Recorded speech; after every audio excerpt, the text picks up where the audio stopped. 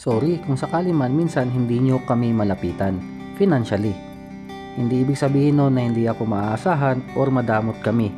Sometimes meron din kaming dinadalang problema na hindi lang ninyo alam. Kaya wag sana kayong magtatampo kapag hindi kayo napautang, nabigyan o napahiram. Hindi yung pagpapautang ang sukatan ng pagiging totoong kadugo o pagkakaibigan.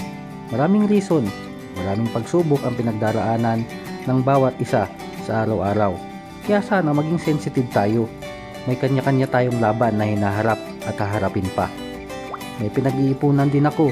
May mga daily expenses din ako. May pamilya na priority kung uunahin.